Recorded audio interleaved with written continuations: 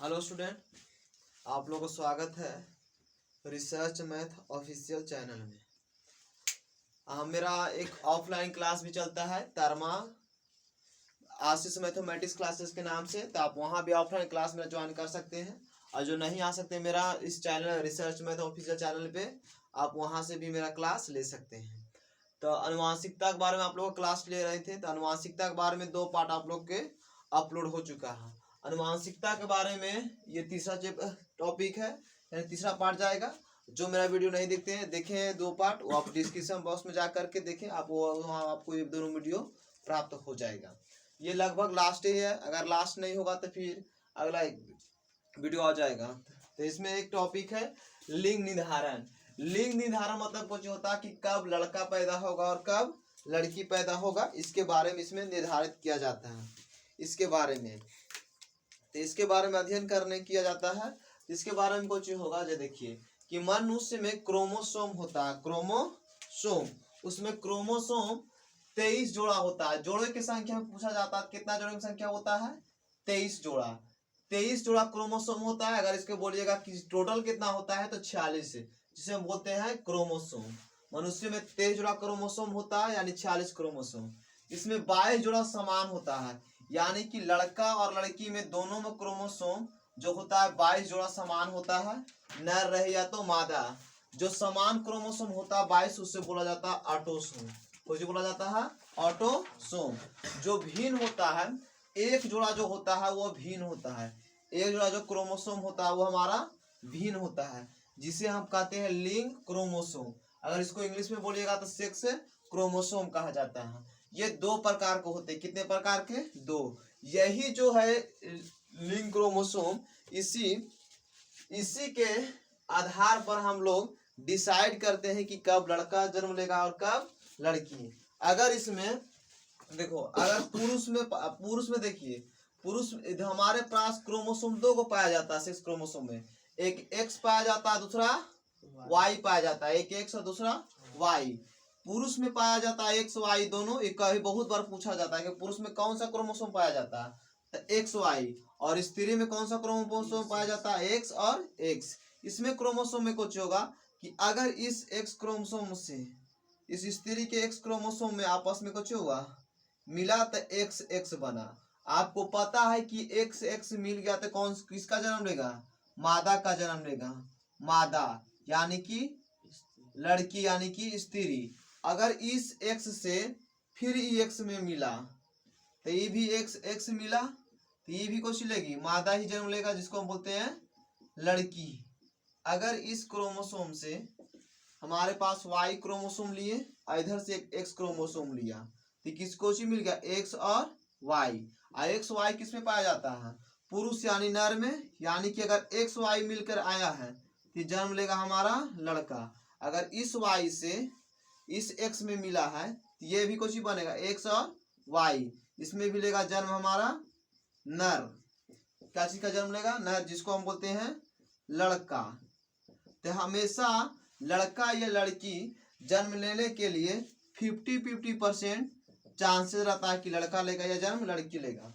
गांव देहातों में कहा जाता है कि किसी का अगर लड़की पैदा हुआ है तो उसमें माँ को दोष दिया जाता है। आप लोग कमेंट करके बताइए इसमें कौन दोष होगा, लड़का होगा या लड़की? हमेशा जनरली दोष किसमें होता है? पुरुष में होगा कि जन्म लड़का लेगा या लड़की लेगा, ये पुरुष से डिसाइड किया जाता है। अब इसके बाद आइए जैव विकास। जैव विकास के मतलब कुछ होता है कि जीवों का विकास कैसे हुआ है। तो जीवों के पहले हमारा जो पृथ्वी था कि आग की गोला की तरह था, और आग की गोला की तरह होने के कारण इसमें जीवों की उतना उत्पत्ति नहीं हुआ। फिर ये किसमें कन्वर्ट हो गया? द्रव के रूप में। तो द्रव के रूप में पानी में, यानी कि पानी, तो पानी में जल जीव कुछ भी रहता, मेढक उड़क रहता था, तो कभी कभी मेढक उड़क कूद के उसमें जीवों उस किस पर चलाया? स्थल पर। जो पानी में रहने वाला था उसे जलीय जीव बोला गया, और जो पृथ्वी पर रहने से बोलने लगा उसको कुछ बोला गया? स्थल। आपको इसमें उड़ने वाला जीव प्राप्त हो गया। उड़ने वाला, उड़ने वाला यानी कि उड़ने लगा, तो उसके बोलने हा वाला जीव। और उसी से कोई मानव निकला। मानव को जैसे हम लोग किसका? चिंपैंजी यानी कि बंदरों के हैं, पूर्वज है। हम लोग में कहा जाता है कि हम लोग पूर्वज इसका उसका, हम लोग किसका पूर्वज है? बंदर का। सब गलत बोलता है जात उत्पात। हम लोग सभी जो है किसका पूर्वज है? बंदर का। तो जय विकास हम लोग का वैसा ही हुआ, जय विकास में हम लोग का जिंदगी उसी प्रकार से बीता गया। अब इसके बाद आइए, जय विकास में बहुत सा वैज्ञानिक आया, उसने बहुत सा अपने अपने एक्सपेरिमेंट के बारे में इसके बारे में बोला। पहला वैज्ञानिक चार्ल्स डार्विन। चार्ल्स डार्विन आया, उसने एक पुस्तक लिखा the origin of the species. ये VBI क्वेश्चन है, कई बार पूछ सकता है। यानी कि द ओरिजिन ऑफ स्पेसीज पुस्तक को किसने लिखा? द ओरिजिन ऑफ स्पेसीज पुस्तक किसने लिखा? तो आप बोलिएगा काची? चार्ल्स डार्विन ने। इसने सिद्धांत को दिया था कि प्राकृतिक चुनाव द्वारा प्राणियों का विकास, प्राकृतिक चुनाव द्वारा प्राणियों का विकास, प्राकृतिक चुनाव द्वारा प्राणियों का विकास, ये होता कुछ है दोस्तों, इसके बारे में आप लोग पढ़िएगा।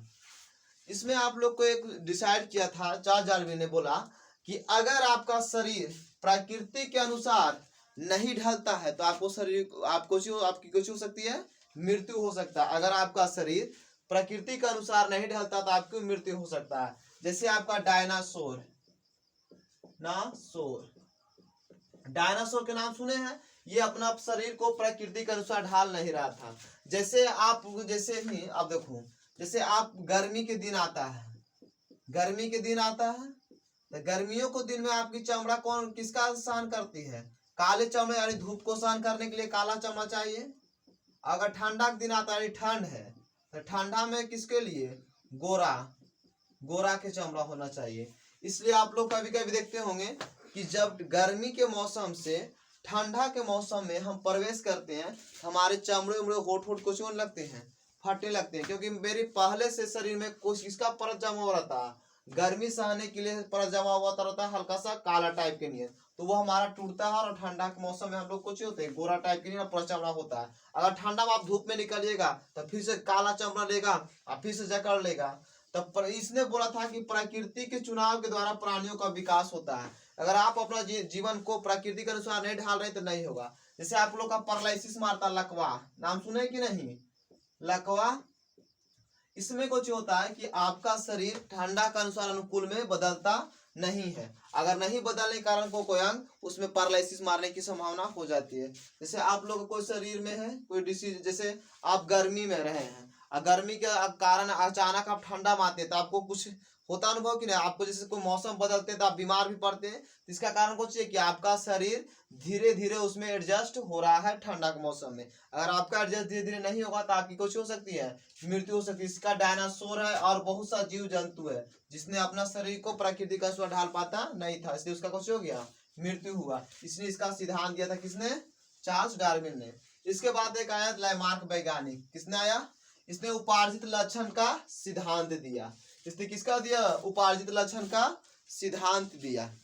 उपार्जित लक्षण सिद्धांत देने में इसकी गलती है। उपार्जित लक्षण सिद्धांत इसने कुछ दिया कि इसने कहा नहीं कि जो भी व्यक्ति जिस अंग का ज्यादा उपयोग करता है वो अनुवांशिकता के अनुसार से, जो भी व्यक्ति जिस अंग का ज्यादा उपयोग करेगा उसका अनुवांशिकता गुण के अनुसार से उसमें विकसित हो जाएगा। जैसे इसने कुछ कहा कि जिराफ के बारे में एक एग्जाम्पल लिया। जिराफ आप लोग देखे कि ना जी? देखे ना? हाँ। जिराफ लिया, जिराफ कुछ बोला कि पहले जिराफ था जो नीचे रहता था, घास फूस यानी पेड़ पौधा छोटे छोटे थे तो उसको खाता था नीचे मुड़ी करके, तो उसका मुड़ी नीचे था। जैसे जैसे पेड़ बढ़ते गया, जिराफ ने भी खाने के लिए अपना मुड़ी को से बढ़ाते गया।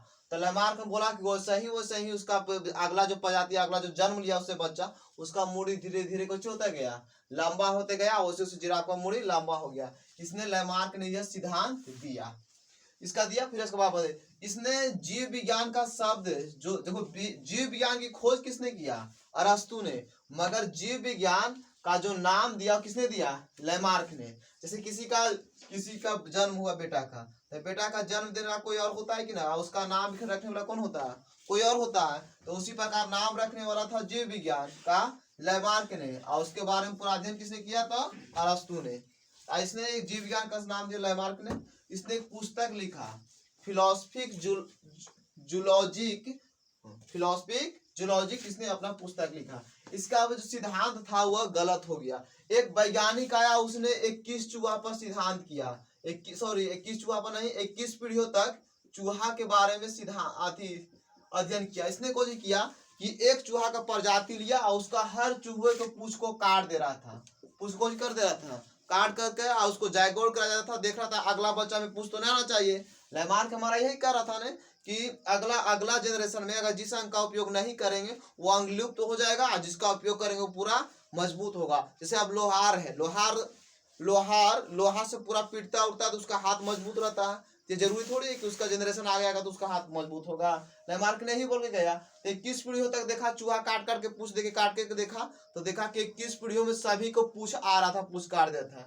जैसे आप लोग एग्जाम्पल देखिए, लड़की लोग का जन्म होता है तो लड़की लोग का जन्म होता है हमेशा कान छिदा दिया जाता है, तुरंत छिदा देता है कि नहीं सभी को। तो आप कभी देखें कि जो जन्म लिया लड़की उसका कान छिद जाता है? नहीं आता है। तो लैमार्क का सिद्धांत बच्चों के गया गलत हो गया, इसने गलत बोला। उसके बाद आया हुंगो डी डार्विन ने उत्परिवर्तन का सिद्धांत दिया, होंगे डी ब्रिज ने। इसने कुछ कहा कि कोई कोई भी कभी कहीं, जैसे कभी कभी आप लोग देखे हो किसी का 6 अंगुली निकल जाता है, कोई आदमी को होता है कि उड़ने वाला निकल जाता है, किसी किसी को पंख जैसा निकल जाता है, कोई आदमी को हो गया उड़ने वाला। मगर इसमें जो उड़ने वाला होगा इससे जो संतानें उत्पन्न होगी वो भी किसके जैसा होगा? उड़ने वाला होगा। किसी किसी का 6 अंगुली हुआ उसके संतान को उसका एक अलग जनरेशन उत्पन्न हो गया कि ना, यानी डीएनए में हल्का सा गड़बड़ी कारण उसके अंगों की विकास अलग जैसा होता है, उसी बोलते हैं उत्परिवर्तन का सिद्धांत। अब इसके बाद आ जाइए अंग। अंग हमारा कई प्रकार का होता है? 2 प्रकार के, एक होता है समजात अंग, एक होता है असमजात अंग। समजात अंग कुछ होता है कि उत्पत्ति समान और बनावट भी समान होता है, उत्पत्ति समान और बनावट भी समान, मगर इसका कार्य कुछ होता है भिन्न होता है। जैसे मेढक, पक्षी, मनुष्य का अग्रपद, इस सब का सभी का अंग हाथ जैसा जैसा होता है। मेढक का जो हाथ जैसा अंग है उसका अलग काम है, पक्षी का जो उड़ने का काम है, मनुष्य का अग्रपद यानी पैर जो अलग का काम है।